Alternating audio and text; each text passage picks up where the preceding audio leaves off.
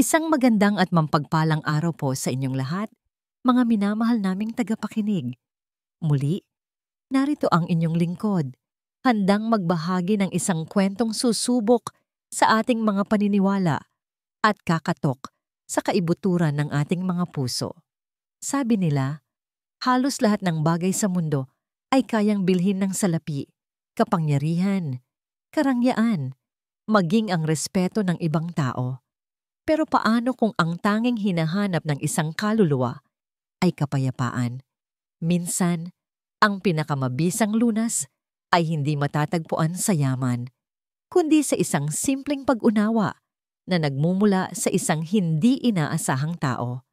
Ang bigat ng silver na tray sa nanginginig na kamay ni Mahalina Perez ay kasing bigat ng kaba sa kanyang dibdib. Bawat hakbang niya sa makintab na sahig ng restaurant tadhana ay isang maingat na kalkulasyon, isang maling tapak, isang maling galaw, at ang lahat ng pinong babasagin na ito ay maaaring maging sandamakmak na piraso sa sahig at katapusan na rin ng kanyang trabaho. Napapaligiran siya ng mga taong tila hindi na problema sa pera. Ang kanilang mga damit ay kumikinang sa ilalim ng mga dambuhalang aranya. Ang kanilang mga alahas ay sumasayaw sa bawat galaw at ang kanilang mga usapan ay nasa wikang Ingles na pilit niyang iniintindi. Para siyang isang multo sa sarili niyang lugar ng trabaho, isang anino na naghahatid ng pagkain at inumin ngunit hindi talaga nakikita. Ang tanging hiling niya ay matapos na ang gabi para makauwi na siya at madalhan ng gamot ang kanyang ina. Ngunit ang katahimikan ng karangyaan ay biglang binasag ng isang nakabibinging sigaw. Isang sigaw na puno ng galit at pagkabigo. Isang sigaw na hindi nababagay sa isang batang lalaki na wala pang 10 taong gulang. Mula sa pinakapribadong lamesa sa gitna ng restaurant, isang maliit na bata ang nagwawala. Si Sinag Valderrama. Sa isang iglap, ang mga pinggan na nagkakahalaga ng libu-libong piso ay inihagis niya sa sahig. Ang mamahaling goblet ay ibinato niya sa pader. Sumisigaw siya, nagpapadyak, isang munting halimaw na nilalamon ng sarili niyang galit. Ang mga bisita ay napahinto sa pagkain. Ang kanilang mga mata ay puno ng paghuhusga at konting takot. Sa tabi ng bata ay nakatayo ang ama nito, ang kilalang milyonaryo na si Lacan Valderrama. Isang lalaking sanay na kontrolin ang lahat. Ang kanyang kumpanya, ang stock market, ang mga taong nakapaligid sa kanya. Ngunit sa harap ng sarili niyang anak, siya ay walang kapangyarihan. Sinag, stop this nonsense now! Utos ni Lacan. Ang kanyang boses ay malamig at matigas, parang bakal. Hinawakan niya ang braso ng anak, ngunit lalo lang itong nagpumiglas. I hate you! I hate you all! Sigaw ng bata. Ang kanyang mga luha ay humahalo sa kanyang galit. Nakita ni Lina ang lahat. Mula sa kanyang kinatatayuan, hindi niya nakita ang isang batang nagwawala. Ang nakita niya ay isang batang nasasaktan.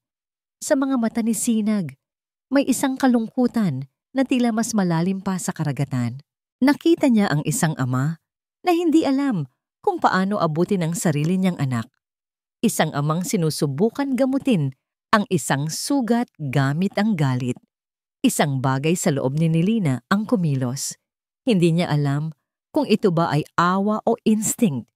Binitawan niya ang kanyang tray sa pinakamalapit na mesa. Ang mga bulungan ng kanyang mga katrabaho na nagsasabing, "Huwag kang makialam," ay tila hangin lamang sa kanyang tainga. Dahan-dahan siyang lumakad palapit sa nagwawalang bata. Hindi siya nagsalita. Hindi siya sumigaw. Ang lahat ng mata sa silid ay nasa kanya ngayon. Huminto siya sa harap ni Sinag, lumuhod para maging kapantay nito, at sa gitna ng kaguluhan, ginawa niya ang isang bagay na hindi inaasahan ng lahat.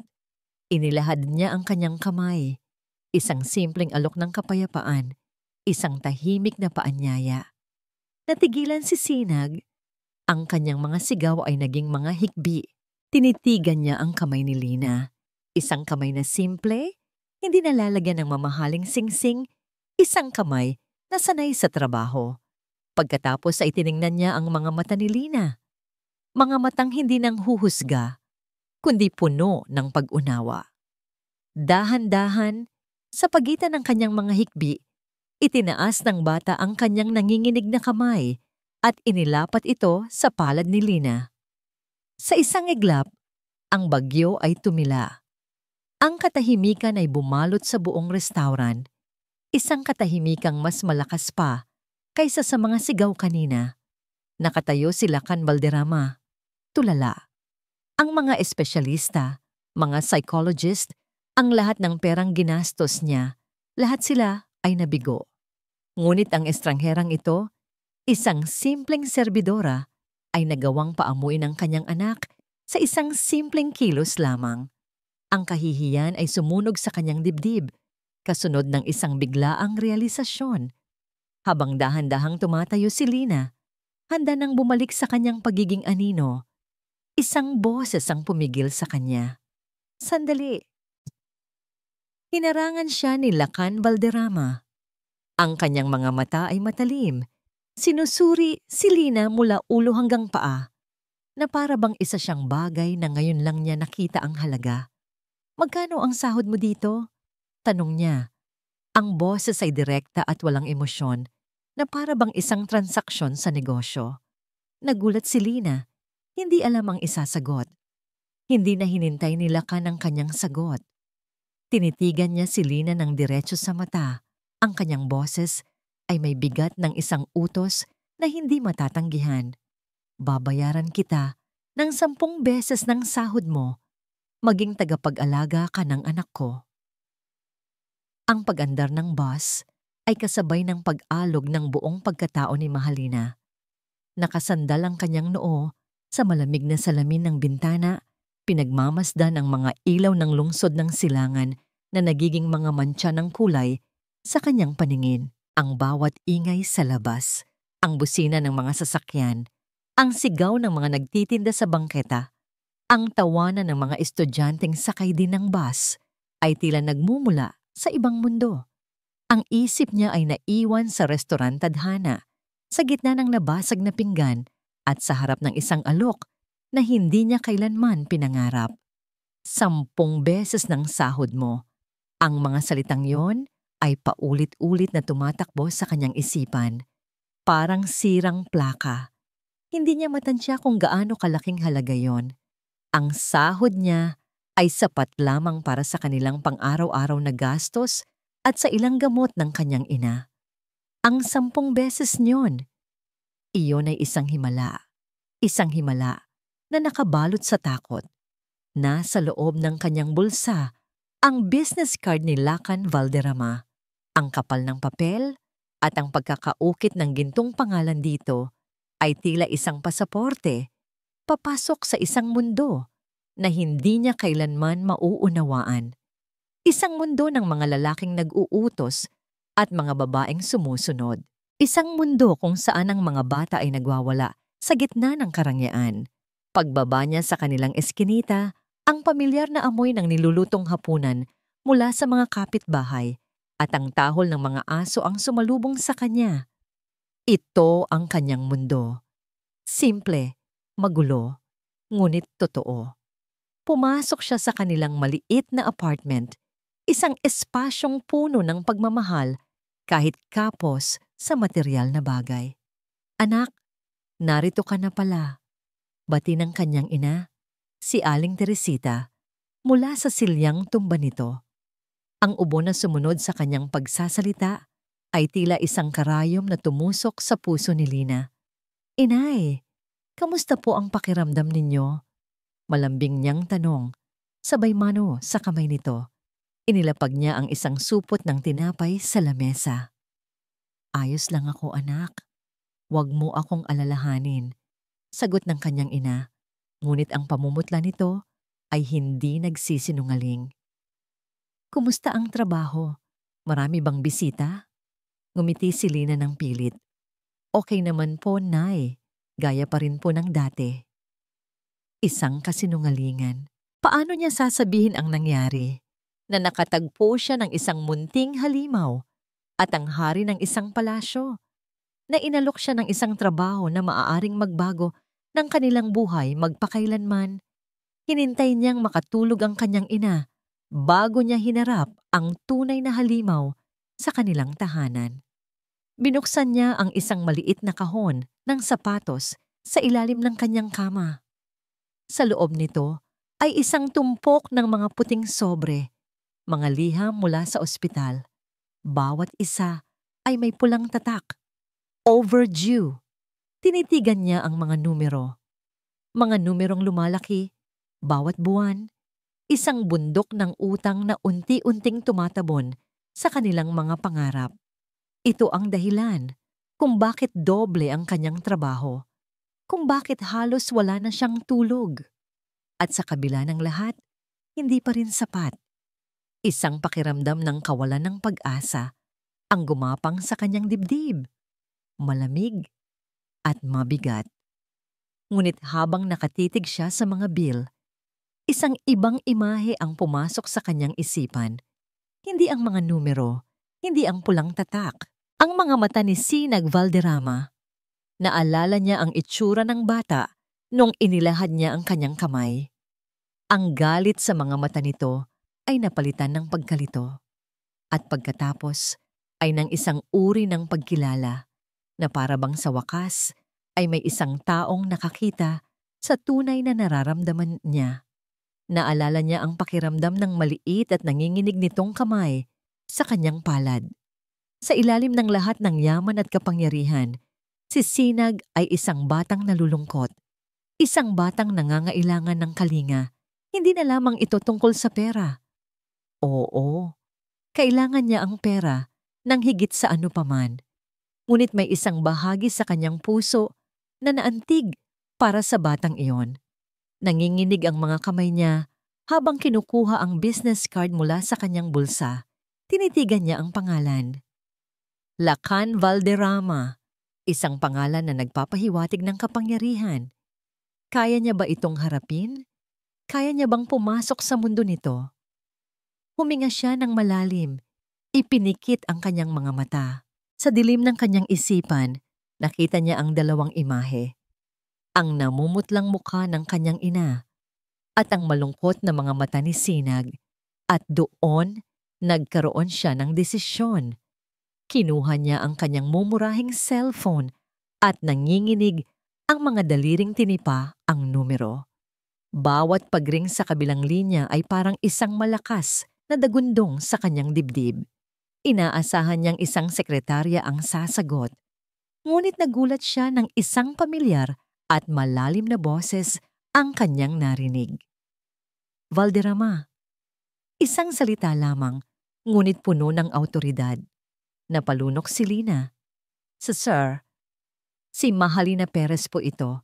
Yung sa tadhana. Nagkaroon ng sandaling katahimikan sa kabilang linya. Pagkatapos, nagsalita si Lacan. Ang kanyang boses ay walang bahid ng anumang emosyon. Hindi tulad kanina, na puno ng galit at kahihiyan. Ito ay boses ng isang CEO na nagsasara ng isang deal. Malamig. Direkta. Tinatanggap ko ang alok ninyo. Halos pabulong na sabi ni Lina.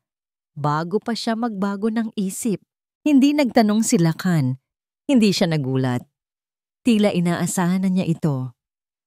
Susunduin ka ng kotse ko bukas ng 7:00 ng umaga. Huwag kang mahuhuli. Click. Ibinaba na nito ang telepono. Naiwan si Lina na hawak ang kanyang cellphone. Nakikinig sa katahimikan. Isang desisyon ang kanyang ginawa. Isang pinto ang kanyang binuksan. At habang nakatayo siya sa dilim ng kanilang maliit na apartment, hindi niya alam kung ang pintong yun ay patungo sa kaligtasan o sa isang mas magandang uri ng kulungan. Eksaktong 7:00 ng umaga, isang itim at makintab na sasakyan ang huminto sa tapat ng kanilang eskinita. Ito ay napakatahimik, na tila isang anino na bigla na lamang sumulpot. Ang mga kapitbahay na nagwawalis sa kanilang bakuran ay natigilan, ang kanilang mga mata ay nanlalaki sa pagtataka. Para kay Lina, ang sasakyan ay hindi lamang isang sasakyan. Ito ay isang hangganan sa pagitan ng buhay na kinalakihan niya at ng buhay na kanyang papasukin. Anak, mag-iingat ka roon, habilin ng kanyang ina, habang inaayos ang kwelyo ng mumurahing bestida ni Lina. Huwag mong kalimutan kung sino ka. Tumango si Lina at niyakap ng mahigpit ang ina. Para sa inyo po ito, Nay. Ang loob ng sasakyan ay mas malamig at mas malinis kaysa sa alinmang lugar na napuntahan na niya. Ang amoy ay katulad ng bagong katad at mamahaling pabango. Walang ingay mula sa labas ang nakakapasok. Habang umaandar ito palayo sa kanilang lugar, papalayo sa mga pamilyar na tanawin ng gulo at ingay, papalapit sa isang lugar na puno ng kaayusan at katahimikan, naramdaman ni Lina na parang iniiwan niya ang isang bahagi ng kanyang sarili. Ang asyenda pangarap ay hindi isang bahay. Isa itong kaharian, isang dambuhalang gate na bakal ang dahan-dahang bumukas para sa kanila, na nagbunyag ng isang malawak na hardin na mas malaki pa sa buong barangay nila. Ang damo ay perpektong gupit, ang mga bulaklak ay namumukadkad sa magkakatugmang kulay, at sa gitna ng lahat ay nakatayo ang isang mansyon na tila kinuha mula sa isang pelikula. Napanganga si Lina. Ito ay maganda, oo. Ngunit may isang uri ng kalungkutan sa perpeksyon nito. Isang katahimikang nakakabingi. Isang babae ang sumalubong sa kanya sa may malaking pinto. Siya ay elegante, nakasuot ng puting bestida, at ang kanyang damnangiti ay perpekto. Parang iginuhit. Ikaw na siguro si Mahalina, sabi ng babae. Ang kanyang boses ay kasing lambing ang musika. Ako si Beatriz Valderrama. Tita ako ni Sinag. Inilahadan nito ang kamay at nag-aalangan namang tinanggap ni Lina. Lina na lang po, ma'am. Salamat at dumating ka. Patuloy ni Beatriz habang ginagabayan siya papasok. Ang loob ng mansyon ay mas nakakamangha pa. Matataas ang kisame, malamig ang marmol na sahig, at ang bawat gamit ay tila isang piraso ng sining. Alam mo, mahirap ang pinagdadaanan ng pamangkin ko mula nang mawala ang kanyang ina. Kaya naman, nagpapasalamat kami na narito ka. Nakita ko ang ginawa mo sa restaurant. Isa kang himala. Ang mga salita ni Beatriz ay puno ng kabaitan, ngunit naramdaman ni Lina ang isang pader sa pagitan nila. Isang pader na gawa sa yaman at posisyon na hinding-hindi niya matatawid. Dadalhin na kita sa silid ni Sinag, sabi ni Beatriz. Umakyat sila sa isang hagdanang paikot. Medyo mainitin ang ulo niya ngayon. Huwag kang mag-alala kung sa una ay hindi kanya pansinin. Ang silid ni Sinag ay kasing laki ng buong apartment nila Lina. Puno ito ng mga laruan. Mga laruang hindi pa niya nakikita sa buong buhay niya. May isang maliit na dekuryenteng kotse sa isang sulok, isang drum set sa isa pa, at isang estante na puno ng mga action figures. Ngunit sa kabila ng lahat ng yon, ang silid ay walang buhay. Walang mga guhit sa pader. Walang mga laruang nakakalat sa sahig. Ito ay malinis, organisado, at malungkot. Sa gitna ng silid, nakaupo sa sahig si Sinag, nakatalikod sa kanila. Naglalaro ito ng isang maliit na pulang kotse. Sinag, anak. Malambing na tawag ni Beatriz. May bisita ka. Siya si Lina. Siya na ang mag-aalaga sa'yo simula ngayon. Hindi lumingon ang bata. Patuloy lang ito sa pagpapaandar ng kanyang laruan. Lumapit si Lina, dahan-dahan, na parang lumalakad sa manipis na yelo. Lumuhod siya, gaya ng ginawa niya sa restaurant. Hi, Sinag, mahina niyang sabi. Ako si Lina. Naaalala mo pa ba ako? Isang nakabibinging katahimikan. Gusto mo bang maglaro tayo? Tanong ulit ni Lina. Ngumiti siya kahit kinakabahan. Pwede nating itayo ang pinakamataas na tore Gamit ang mga blocks na yan. Biglang huminto si Sinag sa paglalaro. Dahan-dahan siyang lumingon. Ang kanyang mga mata ay walang emosyon, malamig at blanko. Tinitigan niya si Lina na para bang isa siyang dumi sa kanyang perpektong silid. Pagkatapos, sa isang mabilis na galaw na hindi inaasahan ni Lina, dinampot ni Sinag ang pulang kotse na hawak niya at ibinato ito ng buong lakas, hindi kay Lina, kundi sa pader sa tabi mismo ng ulo nito. Plag! Ang tunog ng pagtama ng plastik sa pader ay umalingaw-ngaw sa buong silid. Napaurong si Lina sa gulat. Ang kanyang puso ay kumakabog ng mabilis. Ang bata sa harap niya ay hindi ang batang nakita niya kagabi. Ito ay isang estranghero na puno ng galit. "Umalis ka dito!" sigaw ni Sinag. Ang kanyang boses ay matinis at puno ng pagkasuklam. "Ayoko sa'yo!"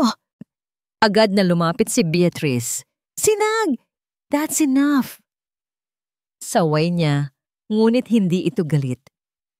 Pagkatapos ay bumaling siya kay Lina na may isang malungkot na ngiti. "Pasensya ka na sa kanya, Lina. Sinasabi ko na sa'yo medyo mahirap siya ngayon."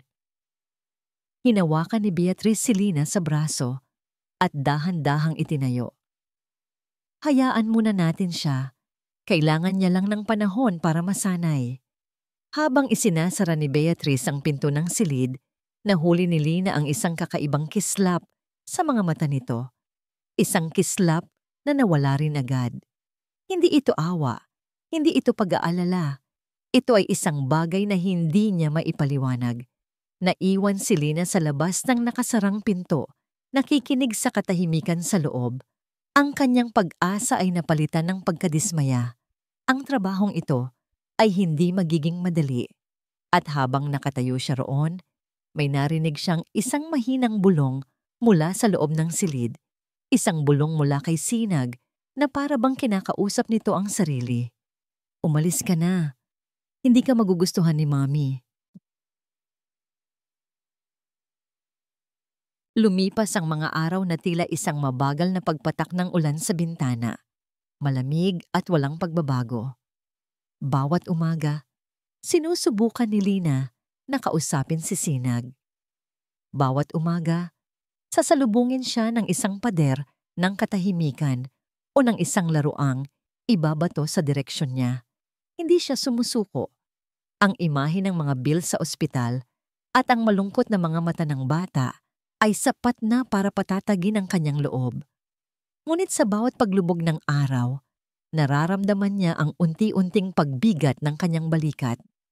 Isang hapon, habang nililinis niya ang silid ni Sinag, isang gawain na pinayagan lamang ng bata, basta't hindi niya ito kinakausap. Napansin niya ang isang bagay na nakasuksok sa ilalim ng kama. Isang libro. Ito ay lumana. Ang mga gilid ng pahina ay kulay dilaw na at ang pabalat ay bahagyang natatanggal na.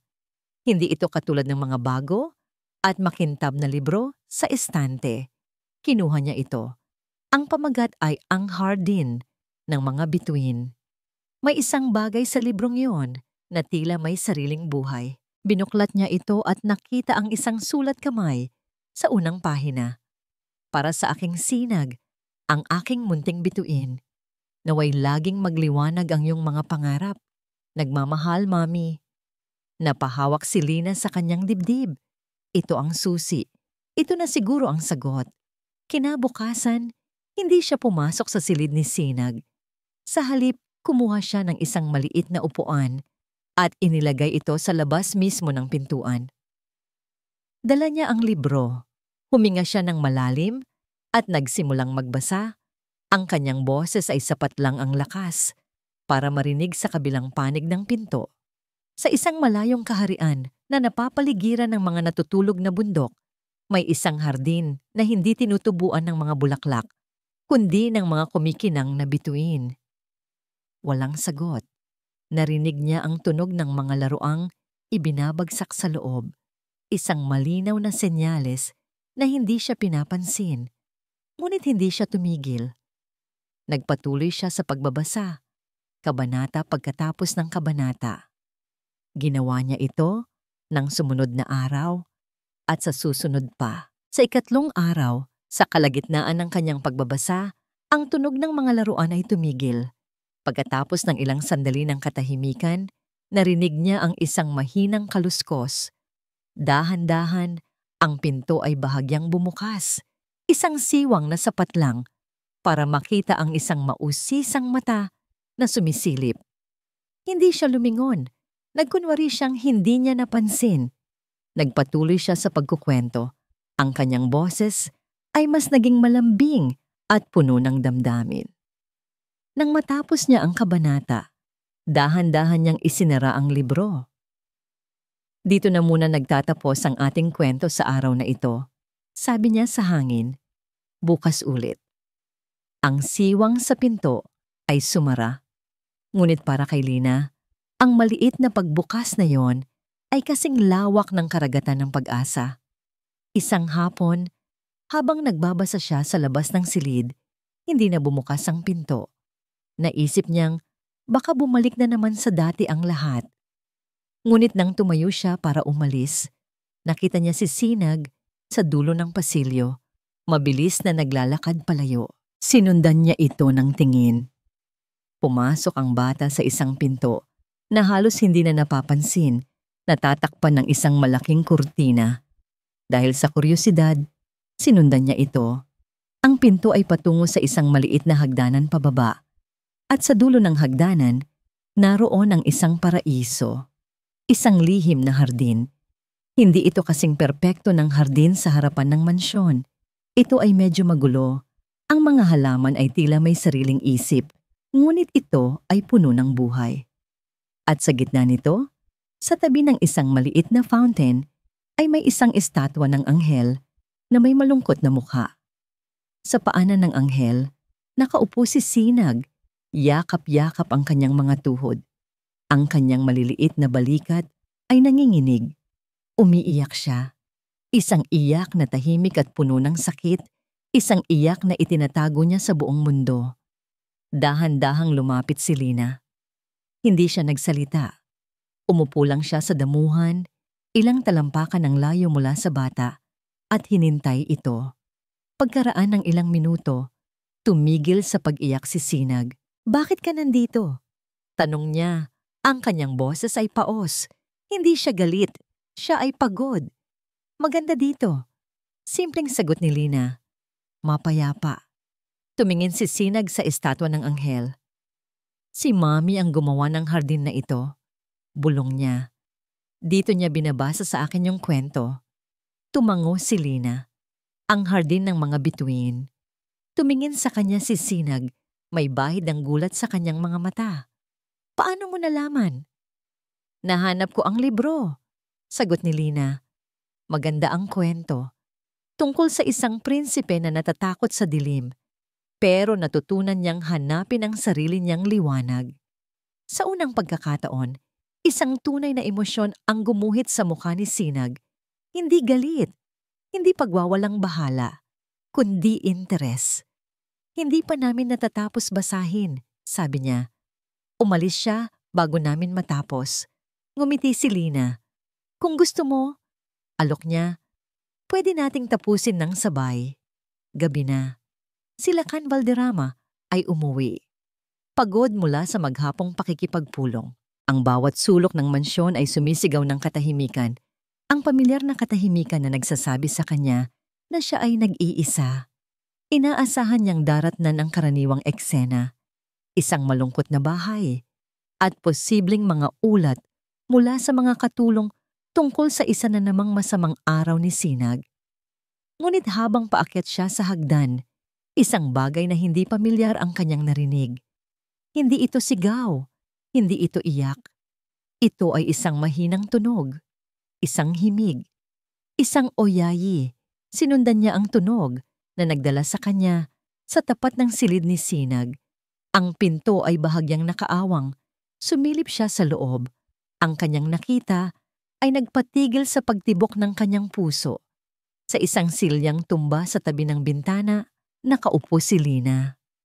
Sa kanyang mga bisig, mahimbing na natutulog si Sinag. Ang mukha nito ay payapa sa unang pagkakataon sa loob ng maraming buwan. Ang kamay ng bata ay nakahawak ng mahigpit sa damit ni Lina at si Lina, habang dahan-dahang umuugoy, ay humuhuni ng isang lumang oyayi. Ang kanyang mukha ay naliligo sa liwanag ng buwan na pumapasok sa bintana. Para siyang isang pinta ng kapayapaan sa gitna ng kanyang magulong mundo. Nakatayo lang doon si Lakan, nakatago sa dilim ng pasilyo, hindi makagalaw. Isang emosyon na matagal na niyang ibinaon ang unti-unting umuusbong sa kanyang dibdib. Hindi niya ito mapangalanan. Nang sa wakas ay tumigil sa pag-ugoy si Lina, dahan-dahan niyang inihiga si Sinag sa kama at kinumutan ito. Nang tumalikod siya para umalis, nagulat siya nang makita si Lakan na nakatayo sa may pinto. Napaatras si Lina, ang puso niya ay biglang kumabog sa kaba. Inaasahan niyang sesermonan siya, sasabihing tapos na ang kanyang oras o bibigyan ng panibagong malamig na utos. Ang kanyang mga kamay ay agad na naghahanap ng mapagkakapitan sa kanyang bestida, isang ugali na ginagawa niya kapag ninenerbiyos. "Sir," nanginginig niyang sabi. Pasensya na po kung..." Itinaas ni Lakan ang kanyang kamay, isang senyas para patigilin siya sa pagsasalita. Pumasok ito sa silid. Ang kanyang mga mamahaling sapatos ay walang ingay na lumalapat sa makapal na karpet. Hindi siya tiningnan ni Lakan. Sa halip, ang mga mata nito ay nakatuon sa natutulog na bata. Lumapit siya sa kama, tinitigan ang payapang mukha ni Sinag. Isang himalang matagal na niyang hindi nasisilayan. Ang dibdib ng bata ay marahang tumataas at bumababa. Walang bakas ng galit o takot na laging naroon. Tila sa ilalim ng liwanag ng buwan, bumalik ang anghel na matagal nang nawala sa kanyang anak. Matagal ang katahimikan. Para kay Lina, ang bawat segundo ay parang isang oras, naghihintay sa hatol. Pagkatapos ng ilang saglit, dahan-dahang humarap si Lakan sa kanya. Ang kanyang mga mata ay hindi na kasing talim ng dati. Sa liwanag na nagmumula sa bintana, may kung anong lumambot sa mga ito. Isang bagay na kahawig ng pagod, ng kalungkutan, at marahil, isang maliit na butil ng pasasalamat. Tila may hinahanap siyang mga salita na matagal nang nawala sa kanyang bokabularyo. "Salamat," mahina niyang sabi, halos isang bulong na dala ng hangin. Ang boses niya, sa unang pagkakataon, ay nawalan ng lamig at tigas na laging bumabalot dito. Natigilan si Lina. Hindi niya alam kung tama ba ang kanyang narinig. Tinitigan siya ni Lakan, at sa pagkakataong ito, pakiramdam ni Lina ay hindi lang siya isang empleyado. Nakita siya nito bilang isang tao. "Salamat," ulit ni Lakan, mas malinaw ngayon, "dahil nandito ka." Ang mga salitang "salamat dahil nandito ka" ay naging musika sa tainga ni Lina. Ito ang naging sikat ng araw na bumasag sa mahabang panahon ng taglamig sa loob ng Asyenda Pangarap. Mula noong gabing iyon, isang hindi nakikitang pader sa pagitan niya at ni Lakan ang unti-unting gumuho. Hindi na siya isang estranghero. Siya ay naging isang mahalagang bahagi ng munting mundo na binubuo nilang tatlo. Ang lihim na hardin ay naging kanilang santuwaryo. Doon tinuruan ni Lina si Sinag kung paano magtanim. Ang maliliit na kamay ng bata, na dati sanay lamang sa paghahagis ng mga laruan, ay natutong maghukay sa lupa at mag-alaga ng mga usbong.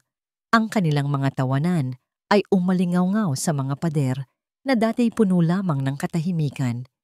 "Tingnan mo, Lina, may dahon na." Masayang sigaw ni Sinag isang umaga. Itinuturo ang isang maliit na halaman ng sunflower na nagsisimula pa lamang sumibol. "Ang galing mo, Sinag. papuri ni Lina habang pinupunasan ng konting lupa sa pisngi ng bata. Ikaw ang pinakamagaling na hardinero sa buong mundo. Sa mga sandaling iyon, nararamdaman ni Lina ang isang kaligayahang simple ngunit totoo. Ang trabaho ay hindi na lamang isang paraan para makabayad ng utang. Ito ay naging isang misyon, ang tulungang mamulaklak muli ang isang nalantang na pamilya. Ngunit ang bawat hardin ay may aninong nagbabanta. At ang anino sa Asyenda Pangarap ay dumating isang hapon, nakasuot ng isang eleganteng bestida at may dalang isang mamahaling regalo. "Hello, my loves!" Bati ni Beatrice. Ang kanyang boses ay matamis, ngunit para kay Lina, ito'y tunog ng isang babala. "Look what Tita brought for you, Sinag." Inilabas niya mula sa isang malaking kahon ang isang high-tech na drone, kumpleto sa kumikinang na mga ilaw at kamera. Ito ay isang laruang nagkakahalaga ng higit pa sa isang buwang sahod ni Lina. Ang ngiti sa mukha ni Sinag ay unti-unting nawala. Tumingin siya sa drone, pagkatapos ay sa kanilang munting sunflower. "Salamat po, tita," mahina niyang sabi. Walang sigla. "Hindi ka ba masaya? Pwede nating itong paliparin sa buong hardin," sabi ni Beatrice. Pilit na pinapasigla ang kanyang boses. Umiling si Sinag. "Baka matamaan po ang mga halaman namin," katwiran niya at yumakap sa binti ni Lina. Isang mabilis na kislap ng inis ang dumaan sa mga mata ni Beatrice bago ito napalitan ng isang pilit na ngiti. Bumaling siya kay Lina. "Mukhang maganda ang nagiging epekto mo sa kanya, Lina. Nagiging simple ang kanyang mga gusto. May diin sa salitang simple na tila isang insulto. Mula nang dumating si Beatrice, ang sikat ng araw sa kanilang hardin ay tila natakpan ng isang ulap. Kinagabihan, naging tahimik at magagalitin si Sinag. Ang batang kaninang umaga ay masayang naglalaro sa lupa ay ayaw ng kumain at madaling mainis. Alam ni Lina na may nagbago at alam niyang si Beatrice ang dahilan. Nang papatulugin na niya ang bata, nakita niya ito sa isang sulok ng silid, nakaupo sa sahig. Sa kanyang harapan ay isang papel, isang drawing na ginawa nila noong isang araw. Isang masayang larawan nilang tatlo, si Lakan, si Sinag, at si Lina, magkakahawak kamay sa ilalim ng isang malaking araw habang nakatingin si Lina. Dahan-dahan, piraso-piraso, pinunit ni Sinag ang papel. Ang bawat pagpunit ay parang isang punyal sa puso ni Lina. "Sinag, anong ginagawa mo?" tanong niya, puno ng pag-aalala. "Hindi yan totoo." Sigaw ng bata, ang mga luha ay nagsimulang mamuo sa kanyang mga mata. "Kasama dapat si Mami dyan, pero wala siya dahil kay Daddy." Nagtakbuhan ang mga tanong sa isip ni Lina. Saan nanggaling ang mga salitang yon? Sinubukan niyang yakapin si Sinag, ngunit itinulak siya nito palayo at tumakbo palabas ng silid. Sinundan siya ni Lina, ang kanyang puso ay kumakabog sa takot at pagkalito. "Sinag, mag-usap tayo." Nakita niyang pumasok si Sinag sa isang maliit na sitting room sa dulo ng pasilyo, kung saan naroon si Beatrice, nagbabasa ng isang magazine. Dahan-dahan siyang lumapit, nagtatago sa likod ng bahagyang nakabukas na pinto. Narinig niya ang umiiyak na boses ni Sinag. "Oh, ayaw na niya sa akin, tita. Dahil ba kay Daddy?" At narinig ni Lina ang boses ni Beatrice, malambing at mapanlinlang na para bang isang ahas na bumubulong. "Shhh! Tahan na. Sinag, hindi sa ayaw sa'yo ni Mami. Mahal na mahal ka niya," sabi ni Beatrice habang hinahaplos ang buhok ng bata. Pero noong mga panahong yon, sobrang abala si Daddy sa trabaho. Wala siyang oras para kay Mami. Alam mo na, laging nasa opisina, laging may mga pulong. Siguro, napagod lang si Mami sa kalungkutan. Kaya siguro, umalis na lang siya. Napatakip si Lina sa kanyang bibig, pinipigilan ng isang sigaw ng pagkagulat. Ang dugo ay tila umalis sa kanyang mukha. Hindi ito isang simpleng chismis. Ito ay lason. Isang lason na dahan-dahang ipinapainom ni Beatrice sa isipan ng isang batang walang kalaban-laban. Sinisira ang imahe ng sarili nitong ama. Ito ang dahilan ng lahat. Ang galit. Ang pagwawala. Ito ang halimaw na nagpapakain sa kalungkutan ni Sinag. Sa kanyang pagkagulat, hindi niya namalayang nakagawa siya ng isang maliit na ingay. Isang mahinang paghikbi. Tumigil sa pagsasalita si Beatrice. Dahan-dahan, itinaas niya ang kanyang tingin mula kay Sinag at tumingin ng diretso sa direksyon ng pinto. Ang kanyang mukha ay walang emosyon. Nahuli niya si Lina. Ang mga mata nila ay nagtagpo sa gitna ng katahimikan ng pasilyo. Para kay Lina, ang mga mata ni Beatrice ay hindi na mga mata ng isang mabait na tita. Ang mga ito ay mga mata ng isang mangangaso na natagpuan ng kanyang biktima. Walang gulat, walang takot. Tanging ang malamig at kalkuladong katiyakan na siya ang may kontrol. Ngumiti si Beatrice. Hindi ito ang kanyang karaniwang perpektong nangiti na laging ipinapakita sa lahat. Ito ay isang nangiting kakaiba. Isang nangiting hindi umaabot sa kanyang mga mata. Isang nangiti na puno ng panunuya at tagumpay.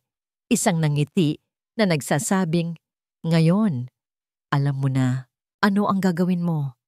Pinunasan niya ang luha ni Sinag at may ibinulong dito bago ito dahan-dahang itinayo. "Halika na, Sinag. Ihahatid na kita sa kwarto mo. Oras na para matulog." Dumaan sila sa tapat ni Lina na para bang isa lamang siyang muwebles sa pasilyo. Walang salita. Walang anumang pag-amin sa nangyari. Naiwan si Lina na nakatayo roon. Ang kanyang mga binti ay tila naging bato. Ang lamig ay gumapang sa kanyang buong katawan. Mas malamig pa kaysa sa marmol na sahig na kanyang tinatapakan. Ang kanyang natuklasan ay mas masahol pa sa kanyang inaakala. Hindi lamang ito isang simpleng paninira. Ito ay isang planadong pagwasak sa relasyon ng isang mag-ama. Isang dahan-dahang pagpatay sa puso ng isang bata. At habang nakatayo siya sa dilim, narinig niya ang mahinang boses ni Beatrice mula sa dulo ng pasilyo na nagpapanggap na nagpapaalam sa bata. "May mga bagay sa mundong ito, Mahalina," sabi ni Beatrice, hindi lumilingon. Ang kanyang boses ay sapat lang na marinig ni Lina na para lamang sa pamilya. At ang mga tagalabas ay dapat manatili sa labas. Ito ay isang pagbabanta, isang malinaw at hindi maitatangging babala. Ang opisina ni Lacan Valderrama ay ang kanyang kuta. Sa loob ng mga pader na gawa sa salamin at bakal, lahat ay nasa ilalim ng kanyang kontrol. Ang bawat desisyon ay nakabase sa lohika, sa datos, sa malamig at matigas na katotohanan. Ngunit nang pumasok si Mahalina sa kanyang opisina ng umagang iyon, may dala siyang isang bagay na hindi masusukat ng numero. Isang akusasyon na bumangga sa pundasyon ng kanyang mundo. "Sir, kailangan po nating mag-usap," sabi ni Lina. Ang kanyang boses ay nanginginig, ngunit may determinasyon. Itinigil ni Lacan ang pagpirma sa mga dokumento at tiningnan siya. "Tungkol saan ito, Miss Perez?" "Tungkol po kay Ma'am Beatrice at kay Sinag." Huminga ng malalim si Lina na tila nag-iipon ng lakas. "Sir, narinig ko po ang pinag-usapan nila kagabi. Ang mga sinasabi ni Ma'am Beatrice, sinisiraan niya po kayo kay Sinag. Sinasabi niya na kayo ang dahilan kung bakit malungkot ang mami niya." Tumaas ang kilay ni Lacan. Ibinaba niya ang kanyang ballpen. Sa isang iglap, ang bahagyang init na namuo sa pagitan nila nitong mga nakaraang linggo ay naglaho, napalitan ng isang pamilyar na lamig. "Ano ang ibig mong sabihin?" Ikinuwento ni Lina ang lahat ng kanyang narinig. Ang laso na ibinubulong ni Beatrice sa tainga ng bata. Habang nagsasalita siya, pinagmasdan siya ni Lacan. Nakita niya ang sinseridad sa kanyang mga mata, ngunit ang utak niyang sanay sa negosyo ay nagsimulang maghanap ng ibang motibo. Ano ang makukuha niya rito? Nang matapos si Lina, isang nakabibinging katahimikan ang namayani. Beatrice? Tanong ni Lacan, na para bang ang pangalan ay hindi bagay sa kwento. Ang kapatid ko? Ang kapatid ko na nag-alaga kay Sinag mula pa noong sanggol siya? Ang kapatid ko na iniwan ang sarili niyang buhay para tulungan akong buuin ang nawasak sa pamilyang ito? Isang mapait na tawa ang kumawala sa kanyang lalamunan. Miss Perez, baka napapagod ka lang. Pero sir, totoo po ang naririnig ko. Giit ni Lina. Tumayo si Lacan at lumakad patungo sa bintana. Tinitingnan ang perpektong hardin sa labas. Sa isang iglap, bumalik sa kanya ang isang alaala, ang araw ng libing ng kanyang aso. Ang buong mundo niya ay gumuho. Nakaupo siya sa dilim ng kanyang opisina, basag, walang direksyon. At si Beatrice ang pumasok. Hindi ito nagsalita. Inabutan lang siya nito ng isang baso ng tubig. Kinuha ang umiiyak na si Sinag mula sa kuna at sinabing, "Ako na ang bahala, kuya. Magpahinga ka." Mula noon, si Beatrice ang kanyang naging anino, ang kanyang kanang kamay, ang kanyang kaisa-isang kakampi sa gitna ng trahedya. Humarap siya kay Lina, ang kanyang mukha ay isang maskara ng bakal. Ang kapatid ko ay mahal na mahal si Sinag. Baka naman mali lang ang iyong pagkakarinig. O baka may iba kang layunin sa pagpasok sa pamilyang ito. Ang mga salita ay tumama kay Lina na parang isang sampal. Wala po akong ibang layunin, sir. Nag-aalala lang po ako kay Sinag. Kung gayon, gawin mo ang trabaho mo. Matigas na sabi ni Lacan. Alagaan mo si Sinag. Iyan ang binabayaran ko sa'yo. Ang mga usapin ng pamilya Valderrama ay hindi mo sakop. Nang hapong yon, habang nagkakape si Lacan, sa librarya, pumasok si Beatrice. Ang kanyang muka ay nababalot ng pag-aalala. Nakaupo ito sa kanyang laptop. Kuya, pasensya na sa abala, sabi nito. Tila nag-aalangan. May itatanong lang sana ako. Normal lang ba na mag-search ang isang tao tungkol sa yaman ng pamilya natin? Anong ibig mong sabihin? Tanong ni Lacan. Wala naman, kuya. Siguro nagkakamali lang ako, sabi ni Beatrice, pero sinadya niyang iwanang bukas ang kanyang laptop nang tumayo siya para kumuha ng libro. Dahil sa kuryosidad, sumilip si Lacan sa screen. Nakita niya ang isang search history. Valderrama, Family Net Worth. Lacan Valderrama, Inheritance. At sa tabi ng mga search term na yon, may isang email na nakabukas, isang application form para sa isang online course na nakapangalan kay Mahalina Perez, isang perpektong pagkakataon na sinadyang itanim. Baka naman mausisa lang siya, sabi ni Beatrice nang bumalik ito na para bang ipinagtatanggol pa si Lina. Huwag mo na lang pansinin, kuya. Ngunit ang lason ay naitanim na. Ang mga salita ni Lina kaninang umaga ay biglang nagkaroon ng ibang kahulugan sa isip ni Lacan. Ang kanyang pag-aalala ay naging pakikialam. Ang kanyang sinseridad ay naging ambisyon. Ang tensyon sa mansyon ay naging halos nahihipo. Naramdaman ito ni Sinag. Ang batang nagsimula nang ngumiti at maglaro ay bumalik sa pagiging tahimik at magagalitin. Isang hapon, tumanggi siyang pumunta sa kanilang lihim na hardin. Ayoko, sabi niya, nakatingin sa sahig. Masama ang loob ni Daddy sa'yo. Nasaktan si Lina sa narinig. Sinubukan niyang lapitan si Lacan ng gabing iyon, isang huling desperadong pagsubok. Sir, pakiusap, para po kay Sinag. Ngunit bago pa niya matapos ang kanyang sasabihin, hinarap siya ni Lacan. Ang kanyang mga mata ay kasing lamig ng yelo. Ang pasensya niya ay naubos na. Ang pader ng pagdududa ay naitayo na ng buo. Sinabi ko na sa'yo, Miss Perez. Banta niya. Ang kanyang boses ay mahina, ngunit puno ng bigat.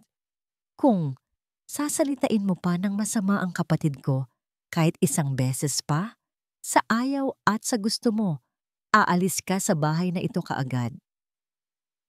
Ang babala ni Lakan ay isang malamig na hangin na bumalot sa bawat sulok ng mansyon. Ang mga ngangiti ay naging formal, ang mga pag-uusap ay naging maikli at tungkol na lamang sa trabaho. Naglalakad si Lina sa mga pasilyo na para bang may mga basag na salamin sa sahig, maingat sa bawat hakbang, takot na makagawa ng anumang ingay na muling magpapaalab sa galit ng amo. Ngunit hindi siya umalis. Sa tuwing nakikita niya ang mga mata ni Sinag na naghahanap sa kanya, alam niyang hindi niya ito kayang iwan. Mananatili siya, kahit na ang ibig sabihin nito ay tiisin ang bigat ng pagdududa ni Lakan. Isang hapon, sa kanilang lihim na hardin, nakaupo sila ni Sinag sa tabi ng estatwa ng anghel. Tahimik nilang dinidiligan ang kanilang mga halaman. Alam mo, Sinag, panimula ni Lina, ang kanyang boses ay mahina. Yung tatay ko, karpintero lang siya. Hindi kami mayaman. Ang bahay namin maliit lang. At ang mga laruan ko, siya lang ang gumagawa, gamit ang mga natirang kahoy. Tumingin sa kanya si Sinag, nakikinig. Nagpatuloy si Lina, isang mapait na ngiti ang sumilay sa kanyang mga labi. Pero kahit kailan, hindi ko naramdaman na nag-iisa ako. Pag-uwi niya galing sa trabaho, kahit pagod na pagod, uupo siya sa sahig at makikipaglaro sa akin. Sabi niya, ang pinakamahalagang building na itinatayo niya ay hindi ang mga bahay, kundi ang mga pangarap ko. Tumingin siya sa malayo. Wala na siya ngayon. Pero sa tuwing nalulungkot ako, iniisip ko lang ang mga kamay niyang magaspang pero laging nariyan para sa akin. Hindi nila alam, sa bintana ng librarya na nakatanaw sa hardin, nakatayo si Lakan. Narinig niya ang lahat. Ang bawat salita ni Lina ay parang isang maliit na batong ibinato sa kalmadong tubig ng kanyang konsensya, lumilikha ng mga alon ng pagsisisi. Mga kamay na magaspang pero laging nariyan. Ang kanyang mga kamay ay malinis at makinis, laging abala sa pagpirma ng mga tseke at kontrata. Ngunit kailanman ay hindi naging tunay na nariyan para sa kanyang anak. Sa isang iglap, isang bagay sa loob ni Lakan ang nabali. Hindi ito desisyon na pinag-isipan. Ito ay isang biglaang pangangailangan. Ang pangangailangang takasan ang mga pader ng mansyon na ito na puno ng mga multo ng nakaraan. Mabilis siyang bumaba. Magbihis kayo, sabi niya nang makarating sa hardin. Ang kanyang boses ay bigla at hindi mapag-aalinlanganan. Aalis tayo. Walang tanong na sumunod si Lina. Dinala sila ng sasakyan sa isang lugar na hindi pa napupuntahan ni Lina. Isang pribadong dalampasigan na pag-ari ng mga Valderrama. Ang buhangin ay puti at pino at ang dagat ay isang perpektong bughaw na tila walang katapusan. Sa unang pagkakataon sa loob ng mahabang panahon, nakita ni Lina si Sinag na tumawa ng malakas. Naghabulan sila sa dalampasigan, nagtampisaw sa tubig, at gumawa ng isang malaking kastilyong buhangin. Nakaupo si Lakan sa isang malaking bato, pinapanood sila. Ngunit hindi nagtagal, ang tunog ng kanilang tawanan ay tila isang imbitasyon na hindi niya matanggihan. Sa isang galaw na nagpagulat maging kay Lina, inubad ni Lakan ang kanyang mamahaling coat, inilapag sa buhangin, at itinupi ang manggas ng kanyang puting polo. Lumakad siya palapit sa kanila. Mali ang pagkakagawa ninyo ng pader, sabi niya. Isang pilyong ngiti ang unang beses na nakita ni Lina sa kanyang mga labi. Kailangan ng mas matibay na pundasyon. Ang CEO na laging seryoso ay lumuhod sa buhangin at nagsimulang maghukay. Gamit ang kanyang mga kamay, tinuturuan si Sinag kung paano gawing mas matatag ang kanilang kastilyo. Ang araw na yon ay parang isang panaginip. Isang araw na walang mga pader, walang mga sikreto, walang mga anino. Nang mag-agaw ang dilim at liwanag, at ang langit ay nagkulay kahel, nakaupo sila ni Lakan sa buhangin. Pinapanood si Sinag na naghahabol ng mga alon sa di kalayuan. Hindi ko pa siya nakitang ganito kasaya. Sa loob ng mahabang panahon, pag-amin ni Lakan, ang kanyang boses ay mahina, halos sakop ng ugong ng dagat. Kailangan niya lang po siguro nito, sagot ni Lina. Kailangan niya po kayo. Tumingin si Lakan sa kanya. Ang kanyang mga mata ay mas malalim pa kaysa sa dagat sa kanilang harapan. Ikaw ang kailangan niya. Isang mainit na kuryente ang dumaloy sa buong katawan ni Lina. Minsan, pagpapatuloy ni Lakan, nakatingin sa papalubog na araw, ang pinakamalaking pagkakamali ay hindi ang mga nagawa mo, kundi ang mga bagay na hindi mo nagawa, ang mga sandaling pinalampas mo. May isang pait sa kanyang boses, isang kalungkutang ngayon lang narinig ni Lina. Halos aminin na niya ang lahat, ang tungkol sa kanyang asawa, ang kanyang pagsisisi. Ang kanilang mga kamay ay magkalapit lang sa buhangin. Sa isang mabagal na galaw, itinaas ni Lakan ang kanyang kamay na para bang aabuti ng kamay ni Lina. 1 milimetro na lang ang pagitan, ngunit bago pa maglapat ang kanilang mga balat, bigla niya itong binawi na para bang napaso. Umuwi sila ng gabing iyon na may dalang bagong pag-asa. Si Sinag ay nakatulog sa kotse, isang ngiti ang nakapinta sa kanyang mga labi. Sa unang pagkakataon, ang katahimikan sa pagitan nila ni Lakan ay hindi na mabigat. Ito ay puno ng mga hindi sinasabing pangunawa. Ngunit paghinto ng sasakyan sa tapat ng mansyon, ang lahat ng init na kanilang naramdaman ay biglang naglaho na parang bula. Sa may pintuan, sa ilalim ng maliwanag na ilaw ng beranda, nakatayo si Beatrice. Ang kanyang postura ay perpekto, ang kanyang mga braso ay magkasalikop sa kanyang dibdib. Ang kanyang muka ay kasing tigas at kasing lamig ng bato. Hinintay niya silang makababa. Ang kanyang mga mata ay hindi tumingin kay Lina o kay Sinag. Nakapako ito ng diretso kay Lakan. Akala ko, kailangan nating mag-usap, Lakan, sabi ni Beatrice. Ang kanyang boses ay walang emosyon, ngunit puno ng bigat. Nang seryosohan, tungkol sa kinabukasan ni Sinag. Ang gabi ay dapat sanang isang gabi ng pagdiriwang. Isang malaking charity event na idinaraos mismo sa Asyenda Pangarap kung saan ang lahat ng mahahalagang tao sa lungsod ng Silangan ay naroroon. Para kay Lakan, ito ay isang pagkakataon upang ipakita sa mundo na ang kanyang pamilya ay buo, na ang kanyang anak ay maayos na. Ngunit para kay Beatrice, ito ang perpektong entablado para sa kanyang huling pag-atake. Nakatayo si Lina sa isang sulok ng malawak na bulwagan, suot ang isang simpleng itim na uniforme. Pakiramdam niya ay isa na namang siyang anino, tulad noong una niyang araw sa restaurant Tadhana. Pinapanood niya si Sinag na nakasuot ng isang maliit na tuxedo. Ang bata ay halatang hindi komportable sa gitna ng napakaraming tao at sa ingay ng kanilang mga usapan at tawanan. Lumapit si Lina. Okay ka lang? Mahina niyang tanong. Tumango si Sinag, ngunit hinawakan nito ng mahigpit ang kamay ni Lina. Dito ka lang sa tabi ko, ha? Bago pa makasagot si Lina, isang anino ang tumabon sa kanila. Si Beatrice, nakasuot ng isang kumikinang na pulang bestida, ay lumapit na may dalang isang baso ng orange juice. Sinag, my love, sabi niya. Ang kanyang ngiti ay kasing liwanag ng mga ilaw sa aranya. Uminom ka muna, para hindi ka mauhaw. Ayoko po, tita. Tanggi ng bata. Isang higop lang. Para kay tita, pilit ni Beatrice, ang kanyang mga mata ay hindi bumibitaw sa pamangkin. May kung anong kakaiba sa kanyang titig.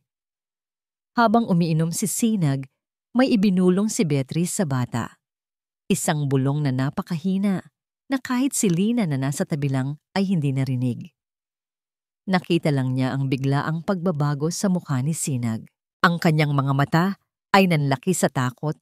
Ang kanyang muka ay biglang nanamutla. Nabitawan niya ang baso na bumagsak at nabasag sa sahig. Sinag, Anong problema? Nag-aalalang tanong ni Lina, ngunit huli na ang lahat. Hindi! Isang nakabibinging sigaw ang pumunit sa himig ng kasiyahan sa bulwagan. Nagsimulang magwala si Sinag, ngunit hindi ito katulad ng dati. Ito ay mas malala. Ito ay hindi galit. Ito ay purong takot. Nagtatakbo siya. Binabangga ang mga bisita. Sumisigaw na para bang may isang halimaw na humahabol sa kanya. Ayoko. Huwag po. Pababayaan niya ako. Tulad ng ginawa niya kay Mami. Ang mga salitang iyon ay parang isang bomba na sumabog sa gitna ng pagtitipon. Ang lahat ay natigilan. Ang mga kamera ng mga mamamahayag na naroroon ay nagsimulang mag-flash. Kinukuhanan ang bawat segundo ng kahihiyan. Nakita ni Lina ang pinakamalaking pagkakataon. Isang dambuhalang cake na may 7 palapag. Ang sentro ng selebrasyon ang nasa daraanan ni Sinag. Sinag? Huwag! Kay sigaw ni Lina, sinusubukang habulin ito. Ngunit sa kanyang pagkasindak, itinulak ni Sinag ang mesa. Ang cake ay gumuho sa isang nakapanlulumong paraan, isang bundok ng puting icing, mga bulaklak na gawa sa asukal, at durog na pangarap ang bumagsak sa sahig. Ang eksena ay isang perpektong larawan ng kaguluhan. Sinubukang lapitan ni Lina ang bata para pakalmahin ito, ngunit walang nangyari. Itinutulak siya ni Sinag palayo. Sumisigaw pa rin ang mga salitang walang kahulugan. Para sa mga bisita, para sa mga kamera, si Lina ay mukhang isang walang silbing tagapag-alaga na walang magawa. At sa gitna ng lahat ng ito, nakita ni Lina si Lakan. Nakatayo ito sa di kalayuan, katabi si Beatrice. Ang mukha ni Lakan ay isang maskara ng galit, kahihiyan at pagkabigo. Ang lahat ng kanyang pinaghirapan, ang kanyang reputasyon, ang kanyang pangalan, ang imahe ng kanyang pamilya ay nawasak sa isang gabi. Ang pag-asang namuo sa kanilang mga puso sa dalampasigan kahapon ay parang isang kastilyong buhangin na tinangay ng isang malaking alon. Nang sa wakas ay makuha ng mga gwardiya si Sinag, at habang si Beatrice ay umarteng inaalo ito, lumakad si Lakan patungo kay Lina. Ang bawat hakbang niya ay mabigat. Ang bawat hakbang ay isang dagundong ng parating na bagyo. Huminto siya sa harap ni Lina. Ang kanyang mga mata, na kahapon lang ay puno ng lambing, ngayon ay nag-aapoy sa galit. Anong ginawa mo? Tanong niya. Ang kanyang boses ay mahina, ngunit puno ng lason. Wala po, sir. Hindi ko alam. Wala? Tumawa siya. Isang tawang walang saya. Pinagkatiwalaan kita. Pinapasok kita sa bahay ko. Pinahintulutan kong mapalapit ka sa anak ko. Itinuro niya ang nagkalat na cake at ang mga nagbubulungang bisita. At ito ang ibinalik mo sa akin? Kahihiyan. Pero sir, si Ma'am Beatrice, huwag mong babanggitin ang pangalan ng kapatid ko. Sigaw niya. Ang kanyang boses ay umalingaw-ngaw sa buong bulwagan. Nagpatahimik sa lahat. Nakita ko ang lahat, Miss Perez. Mula sa simula, sinubukan mong sirain ang tiwala ko sa kanya. At ngayong gabi, nabigo ka sa iyong nag-iisang trabaho. Nabigo ka sa anak ko. Ang bawat salita ay isang punyal na bumaon ng malalim sa puso ni Lina. Umalis ka, sabi niya. Ang kanyang boses ay naging isang malamig at nakamamatay na bulong. Sir, pakiusap. Pagmamakaawa ni Lina, ang mga luha ay nagsimula nang mamuo sa kanyang mga mata. Sinabi kong umalis ka. Sigaw niya, ang kanyang mukha ay isang pulgada na lang ang layo mula sa kanya. Ang galit sa kanyang mga mata ay sapat na para sunugin ang kaluluwa ni Lina. Get out! Sa huling pagkakataon, lumingon si Lina. Nakita niya si Sinag na hawak ni Beatrice. Nagpupumiglas ang bata. Ang kanyang mga mata ay puno ng luha. Nakatingin sa kanya. At narinig niya ang pinakamasakit na tunog sa lahat. Ang sigaw ng bata. na paulit-ulit na tinatawag ang kanyang pangalan. Lina! Lina! Huwag mo akong iwan! Lina! Ngunit wala na siyang magawa. Tumalikod siya. Bawat hakbang palayo sa sigaw na yon ay isang hakbang patungo sa impyerno. Habang lumalabas siya ng malaking pinto ng mansyon, bumuhos ang malakas na ulan na para bang nakikidalamhati ang langit sa nasirang puso ng isang babaeng walang kasalanan. Nawala na ang mga bisita. Ang mga ilaw ng kamera ay napalitan ng dilim. Ang bulungan ay napalitan ng isang nakabibinging katahimikan. Nakatayo si Lakan Valderrama sa gitna ng kanyang opisina. Hawak ang isang baso ng mamahaling alak. Ngunit hindi niya ito iniinom. Tinititigan lamang niya ang kulay dugong likido na para bang doon niya makikita ang kasagutan sa lahat. Ang galit na naramdaman niya kanina ay unti-unting napalitan ng isang bagay na mas malala pa. Isang malawak at walang katapusang kawalan. Ang mansyon, ang kanyang kaharian, ay hindi kailanman naging ganito katahimik at hindi kailanman naging ganito kabigat. Ang bawat anino sa sulok ay tila nangungutya sa kanya. Ang bawat pagpatak ng ulan sa bintana ay tila bumubulong ng kanyang pagkakamali. Umalis ka. Ang sarili niyang mga salita ay bumabalik sa kanya. Isang mapait na lason. Ipinagtanggol niya ang kanyang pamilya, ang kanyang dangal. Ngunit bakit pakiramdam niya ay mas marami siyang nawala kaysa sa kanyang naisalba? Isang katulong ang marahang kumatok sa pinto. "Sir," mahina nitong sabi. "Si Sir Sinag po. Ayaw pa rin pong kumain at ayaw niya pong paawat sa kaiiyak. Si Lina lang po ang tinatawag niya." Parang isang suntok sa sikmura ang naramdaman ni Lakan. Ang huling imahe sa kanyang isipan, ang umiiyak na mukha ni Sinag na sumisigaw ng pangalan ni Lina, ay bumalik ng buong linaw. Ibinaba niya ang baso at mabilis na umakyat sa itaas. Ang silid ni Sinag ay sarado. Mula sa loob, naririnig niya ang mga hikbi ng kanyang anak. Isang tunog na tila humihiwa sa kanyang puso. Kumatok siya. "Sinag, anak, papasukin mo si Daddy." "Umalis ka!" Ang sagot mula sa loob, garalgal at puno ng sakit. "Gusto ko si Lina! Ibalik mo si Lina!" Pinihit ni Lakan ang doorknob. Nakalak. Sa sandaling iyon, naramdaman niya ang parehong kawalan ng kapangyarihan na naramdaman niya sa restaurant.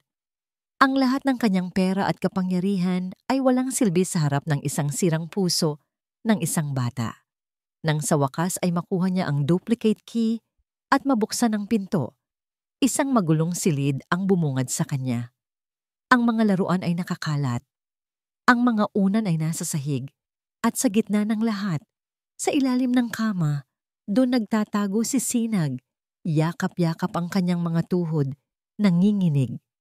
Lumuhod si Lakan. Sinubukan niyang abutin ang anak.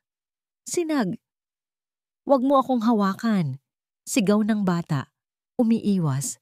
"Pinagalitan mo siya. Pinaiyak mo siya. Masama ka." Ang mga salita ay tumama kay Lakan nang mas masakit kaysa sa alinmang insulto mula sa kanyang mga karibal sa negosyo. Nagsimula siyang magligpit, isang desperadong paraan para ibalik ang kaayusan hindi lang sa silid, kundi sa kanyang gumuguhong mundo. Habang inaayos niya ang mga unan sa kama, may isang bagay na nahagip ng kanyang kamay sa ilalim nito. Isang sketchbook. Ang sketchbook na lagi nilang ginagamit ni Lina sa lihim na hardin. Dahil sa kuryosidad, binuksan niya ito. Ang mga unang pahina ay puno ng masasayang guhit. Isang malaking araw na may nakangiting mukha. 3 stick figures na magkakahawak kamay, isang mataas na lalaki, isang babae, at isang maliit na bata. Sa itaas nito ay nakasulat sa pambatang sulat, "Daddy, Lina, ako." Nandoon ang kanilang kastilyong buhangin, ang kanilang halamang sunflower. Bawat pahina ay isang patunay ng kaligayahang ninakaw niya. Habang patuloy siya sa paglilipat ng pahina, unti-unting nagbago ang mga guhit. May isang bagong karakter na lumitaw.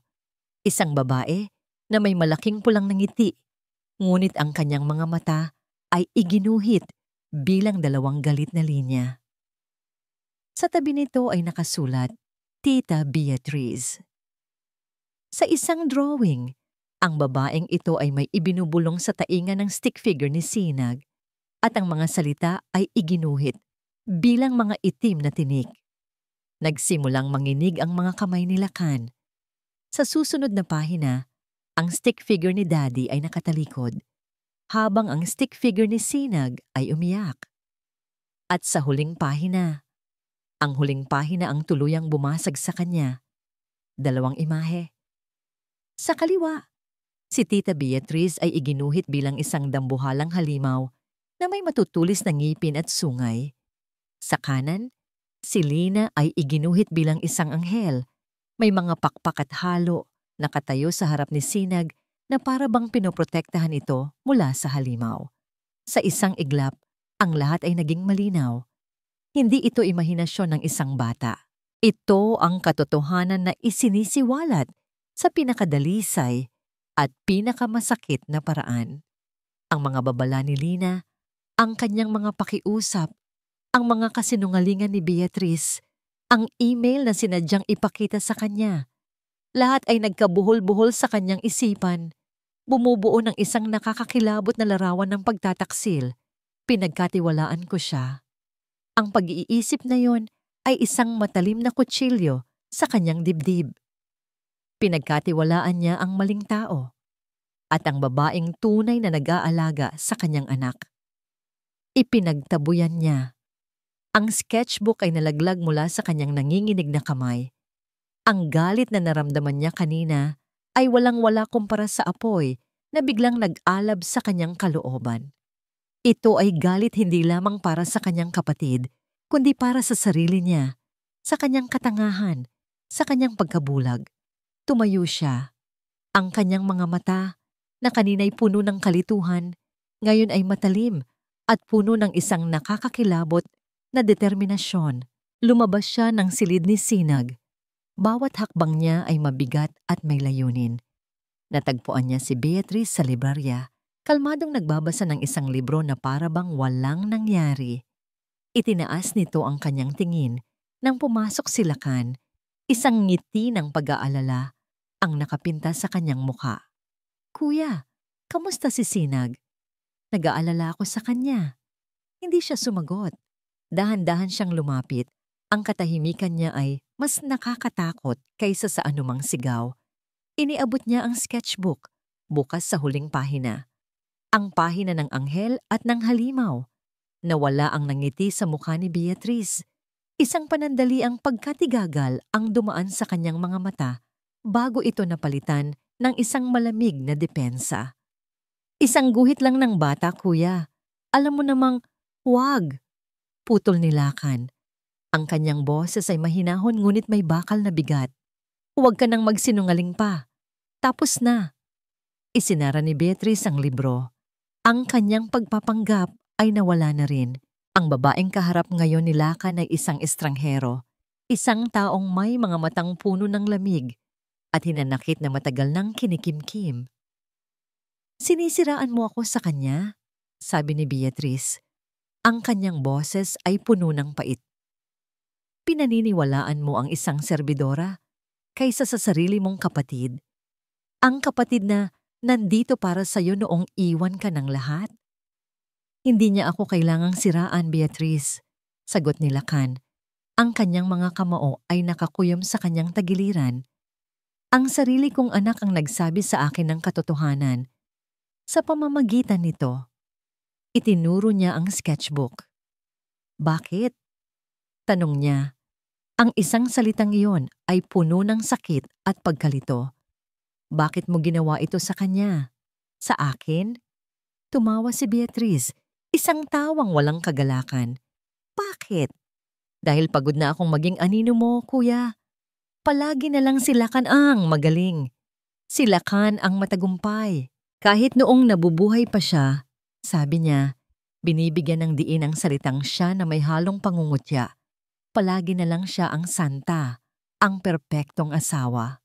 At ako ang laging sumasalo sa mga basag na piraso ng perpekto ninyong buhay. Ito ay tungkol sa pera, hindi ba? Ako sa nilakan. Hindi lang pera. Sigaw ni Beatrice. Ang kanyang kontrol ay tuluyan ng nawala. Ito ay tungkol sa respeto, sa pagkilala. Gusto kong patunayan na hindi mo kayang mag-isa, na isa kang bigong ama. At kung mapunta sa akin si Sinag, mapupunta sa akin ang lahat ng pinaghirapan mo. Ang lahat ng dapat sana ay sa akin din. Napatitig silakan sa kanya, puno ng pagkasuklam. Ang babaeng kaharap niya ay hindi na ang kapatid na minahal niya. Isa na siyang halimaw na nilamon ng inggit. Umalis ka. Mahinahon ngunit pinalna, sabi ni Lakan. Ano? Umalis ka sa bahay ko. Ngayon din. Tumingin siya sa mga mata nito. Ang kanyang sariling mga mata ay malamig na parang yelo. Wala ka ng kapatid. Nang maisara ang pinto at tuluyan nang mawala si Beatrice sa kanyang paningin, isang nakabibinging katahimikan ang bumalot sa mansyon. Ngunit hindi na ito ang katahimikan ng karangyaan. Ito ang katahimikan ng isang puntod. Dito, sa gabing ito, namatay ang tiwala ni Lakan. Tiwala sa kanyang kapatid. At higit sa lahat, tiwala sa kanyang sarili. Ang bigat ng kanyang pagkakamali ay tila isang dambuhalang bato na dumagan sa kanyang dibdib. Pinipiga ang bawat hininga. Hindi si Beatrice ang tunay na halimaw sa kwento. Siya. Siya na naging bulag. Siya na naging bingi. Siya na sa sobrang pagtatanggol sa kanyang pride ay sinakta ng dalawang taong pinakamahalaga sa kanya. Si Lina. Ang pangalan niya ay isang dasal at isang sumpa sa kanyang isipan. Ang kanyang muka, ang mukha nitong puno ng sakit at pagkalito, nang ipagtabuyan niya, ay paulit-ulit na lumilitaw sa kanyang isipan. Isang multo na hindi niya matatakasan. Tumakbo siya. Walang direksyon, walang plano. Kinuha niya ang susi ng kanyang sasakyan, hindi na nag-abala pang magpalit ng damit. Kailangan niyang makita ito. Kailangan niyang humingi ng tawad. Kahit alam niyang huli na ang lahat. Kahit alam niyang wala siyang karapatan. Pinaandar niya ang sasakyan sa gitna ng bumubuhos na ulan. Ang mga malalawak at pamilyar na kalsada ng kanilang subdibisyon ay tila naging isang dayuhang lugar. Bawat pagpatak ng ulan sa windshield ay isang paalala ng mga luhang pinatak niya sa mga mata ni Lina. Ang mga ilaw ng poste ay mga naghuhusgang mata na nakatitig sa kanya. Nagmaneho siya patungo sa lugar na hindi niya kailanman inakalang pupuntahan niya. Ang lugar na tinirhan ni Lina. Ang makipot na eskinita, ang mga dikit-dikit na bahay, ang mga nakasampay na damit na nababasa sa ulan. Dito, ang kanyang mamahaling sasakyan ay isang halimaw na galing sa ibang mundo. Bumaba siya, hindi alintana ang ulan, na bumabasa sa kanyang mamahaling damit. Nagtanong siya sa isang matandang nagtitinda sa isang maliit na sari-sari store. Kilala niyo po ba si Mahalina Perez? Si Lina? Abay, oo naman. Sagot ng matanda. Sinusuri siya mula ulo hanggang paa. Nasa ospital ang batang yon. Laging binabantayan ang nanay niyang may sakit. Ospital. Isang panibagong punyal ang bumaon sa puso ni Lakan. Sa kabila ng lahat ng pinagdaanan nito sa mansyon, may mas mabigat pa pala itong pasanin na hindi man lang niya inalam. Nang marating niya ang pampublikong ospital, ang amoy ng gamot at desperasyon ang sumalubong sa kanya. Ang sahig ay hindi makintab. Ang mga pader ay hindi pinalamutian ng sining. Ngunit dito, sa gitna ng sakit at kahirapan, ay may isang uri ng katotohanan na wala sa kanyang mansyon. Natagpuan niya si Lina sa isang charity ward sa tabi ng isang kama kung saan nakahiga ang isang matandang babae. Ang silid ay puno ng ibang mga pasyente at ng kanilang mga pamilya.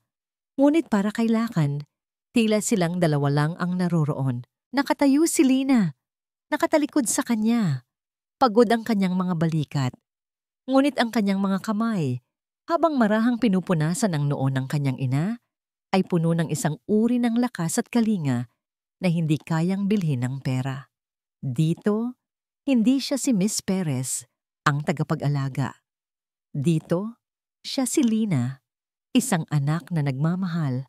At sa sandaling iyon, nakita siya ni Lakan, tunay, buo, at maganda sa kabila ng lahat. Dahan-dahan siyang lumapit. Ang bawat hakbang ay isang pakikipaglaban sa kanyang pride. Lina! Lumingon ito. Ang gulat sa kanyang mga mata ay mabilis na napalitan ng pag-iingat, ng sakit.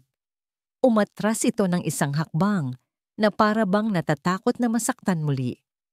Anong ginagawa ninyo dito, sir? Tanong niya. Ang kanyang boses ay walang laman. Pagod. Walang mga salitang lumabas sa bibig ni Lakan. Sa halip ang pader na matagal na niyang itinayo sa paligid ng kanyang puso ay tuluyan ng gumuho. Ang CEO, ang milyonaryo, ang balderrama, lahat sila ay nawala. Ang naiwan ay isang lalaking basag. Isang lalaking puno ng pagsisisi. Ang mga luha na matagal na niyang ikinaila ay nagsimulang dumaloy sa kanyang mga pisngi. Patawarin mo ako, sabi niya. Ang kanyang boses ay basag. Lina, patawarin mo ako. Inamin niya ang lahat. Hindi lang ang tungkol kay Beatrice, kundi ang tungkol sa mas malalim na sugat. Hindi aksidente ang pagkamatay ng asawa ko. Pag-amin niya, ang bawat salita ay isang pighati. Nagkaroon siya ng matinding depresyon pagkatapos niyang ipanganak si Sinag. Nalulunod siya. At hindi ko nakita. Masyado akong abala sa trabaho, sa pera. Akala ko, sapat na ang lahat ng ibinibigay ko. Pero ang kailangan niya, ako. Ang kailangan niya ay isang taong makikinig. Tumingin siya sa mga mata ni Lina. Ang kanyang sariling mga mata ay puno ng sakit ng nakaraan. Hindi ko siya nailigtas, Lina. At ang takot na yon, ang kasalanang yon, iyon ang dahilan kung bakit hindi ko alam kung paano mahalin ng tama si Sinag. At iyon din ang dahilan kung bakit sinaktan kita. Hinawakan niya ang kamay ni Lina. Malamig ito at nanginginig. Nagkamali ako. Isang malaking nakamamatay na pagkakamali. Pero pakiusap, huwag mong hayaan na ang pagkakamali ko ang maging parusa sa anak ko. Kailangan ka niya. Pakiusap, bumalik ka na. Hindi bilang isang empleyado, kundi bilang pamilya. Nakatitig lang si Lina sa kanya. Ang sarili niyang mga luha ay tahimik na dumadaloy. Nakita niya hindi ang isang amo na nagmamakaawa, kundi isang kaluluwang naliligaw, humihingi ng kaligtasan. Isang mahabang katahimikan ang namayani sa pagitan nila. Sinasabayan lamang ng mahinang tunog ng mga makina sa ospital. Pagkatapos, sa gitna ng lahat ng sakit at pag-amin, nagsalita si Lina. Isang tanong lang ang lumabas sa kanyang bibig. Isang tanong na naglalaman ng lahat ng mahalaga sa kanya. Si Sinag. Bulong niya, ang kanyang boses ay nanginginig. Kamusta na siya? Ang pagbabalik ni Lina sa Asyenda Pangarap ay hindi katulad ng una. Wala nang marangyang sasakyan ang sumundo sa kanya. Sa halip, si Lakan mismo ang nagmaneho, gamit ang isang simpleng SUV para sunduin siya at ang kanyang ina na ngayon ay pinayagan ng lumabas ng ospital. Ang mansyon ay hindi na isang gintong hawla. Ito ay isang tahanan na naghihintay na mabuo. Pagbukas pa lang ng malaking pinto, isang maliit na anino ang mabilis na tumakbo mula sa itaas ng hagdan. Lina! Ang sigaw ni Sinag ay umalingaw sa buong mansyon, hindi na puno ng galit o takot, kundi ng purong pananabik at pag-asa. Tumakbo ang bata at yumakap ng mahigpit sa bewang ni Lina na para bang natatakot na muli itong mawala. Lumuhod si Lina at niyakap ito pabalik. Ang kanyang mga luha ay malayang dumaloy. Hindi na ito luha ng kalungkutan, kundi luha ng kagalakan at pagbabalik. Nandito na ako, bulong niya sa buhok ng bata. Hindi na ako aalis. Mula sa likuran, pinanood ni Lakan ang eksena. Isang mapait na ngiti ang nasa kanyang mga labi. Ito ang pamilyang halos wasakin niya. Kinabukasan, ipinatawag ni Lakan ang lahat ng katulong sa mansyon. Sa harap nilang lahat, kasama si Lina at ang ina nito na komportableng nakaupo sa isang silya, nagsalita si Lakan. Mula sa araw na ito, anunsyo niya, ang kanyang boses ay malinaw at matatag. Si Miss Mahalina Perez at ang kanyang ina, si Jieng at Teresita, ay hindi na mga bisita sa bahay na ito. Sila ay bahagi na ng pamilya Valderrama. Ang mga katulong ay nagkatinginan. May ngiti ng pag-apruba sa kanilang mga mukha.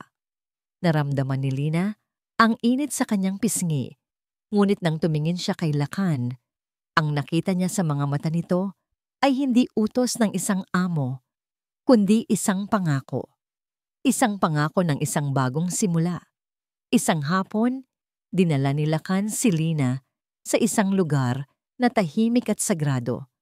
Isang sementeryo na napapaligiran ng mga mayayabong na puno. Huminto sila sa harap ng isang simpleng lapida na gawa sa puting marmol. Nakaukit dito ang pangalan, Amara Luna Valderrama. Siya si Amara ang asawa ko, sabi ni Lakan. Ang kanyang boses ay puno ng paggalang at lungkot. Ito ang unang pagkakataon na nabanggit niya ang pangalan nito nang walang kasamang pait. Napakaganda ng pangalan niya, mahinang sabi ni Lina. Napakaganda niya, pag-amin ni Lakan. Hinawakan niya ang kamay ni Lina. Dati, sa tuwing pumupunta ako rito, dala ko ang lahat ng aking pagsisisi. Ngayon, tumingin siya kay Lina. Ang kanyang mga mata ay puno ng pasasalamat. Dala ko ang aking pag-asa. Salamat sa iyo. Natutunan kong magpatawad. Hindi lang sa kanya, kundi sa sarili ko. Ang paghilom ay hindi isang mabilis na proseso. Ito ay isang hardin na kailangang alagaan, araw-araw. Isang umaga, nakita ni Lina si Sinag na nakatayo sa kanilang lihim na hardin. Ang mga halaman na tinanim nila ay nagsisimula ng malanta dahil sa ilang linggong pagpapabaya. Lina! Malungkot na sabi ng bata. Namatay na yata sila. Ngumiti si Lina at hinawakan ang kamay nito. Hindi pa huli ang lahat. Kailangan lang nila ng bagong simula. Tulad natin. Nang hapong iyon, isang hindi inaasahang hardinero ang sumama sa kanila. Si Lakan, nakasuot ng simpleng t-shirt at shorts, ay lumuhod sa lupa. Ipinakita niya kay Sinag kung paano bungkalin ang lupa, kung paano alisin ang mga damo. Ipinakita niya kay Lina kung paano magmahal sa paraang hindi niya kailanman nagawa noon, sa pamamagitan ng pagiging present, sa pamamagitan ng simpleng pagkilos. Ang huling eksena ay hindi naganap sa isang marangyang pagtitipon o sa isang mamahaling bakasyon. Ito ay naganap doon, sa kanilang maliit at lihim na hardin, sa ilalim ng ginintuang sikat ng araw. Hawak nila ang isang maliit na buto ng sunflower. Ang kamay ni Lakan ang nasa ilalim, malaki at matatag. Sa ibabaw nito ay ang kamay ni Lina, mas maliit ngunit puno ng kalinga. At sa ibabaw ng lahat, ang maliit na kamay ni Sinag. Magkakasama nilang inilagay ang buto sa bagong binungkal na lupa. Nang takpan nila ito ng lupa, ang kanilang mga kamay ay nagkadikit-dikit. Isang pamilyang nabuo hindi sa dugo, kundi sa mga basag na piraso ng puso na pinagdugtong-dugtong ng pag-unawa, pagpapatawad at pag-ibig. Tumingin sila sa isa't isa. Si Lakan, si Lina at si Sinag. At sa unang pagkakataon, sabay-sabay silang tumawa. Isang tawang totoo, masaya at puno ng pangako ng isang mas magandang bukas na sila mismo ang magtatanim. At dito nagtatapos ang kwento ni Nalakan, Lina at ng munting sisinag. Mula sa kaibuturan ng aking puso, maraming salamat po sa inyong walang sawang pagsama sa amin sa paglalakbay na ito. Bawat kabanata ay isang piraso ng pangarap na binuo hindi lamang ng aking isipan, kundi maging ng aking puso. Habang isinusulat ko ang kwentong ito, para bang naging totoo sa akin ang bawat isa sa kanila. Naramdaman ko ang bigat ng pagsisisi ni Lakan, ang tahimik na lakas ni Lina, at ang malalim na kalungkutan sa mga mata ni Sinag. Ang kanilang istorya ay isang paalala sa ating lahat na ang tunay na yaman ay hindi nasusukat sa salapi o kapangyarihan. Ito ay natatagpuan sa isang simpleng pag-unawa, sa tapang na magpatawad, hindi lamang sa iba, kundi maging sa ating mga sarili, at sa pag-asang laging may bagong umaga na naghihintay pagkatapos ng pinakamadilim na gabi. Isang paalala na ang pinakamagandang hardin ay yaong dinidiligan ng pagmamahal. Sana po sa munti naming paraan ay naantig namin ang inyong mga puso. Nais naming marinig ang inyong saloobin. Aling bahagi ng kwento ang pinakatumatak sa inyo? Ano ang aral na inyong napulot? Ang inyong mga komento ay hindi lamang numero sa amin. Ito po ay mga boses na nagbibigay buhay at inspirasyon sa aming mga susunod pang pagkukwento. Hanggang sa muli nating pagsasama, paalam po.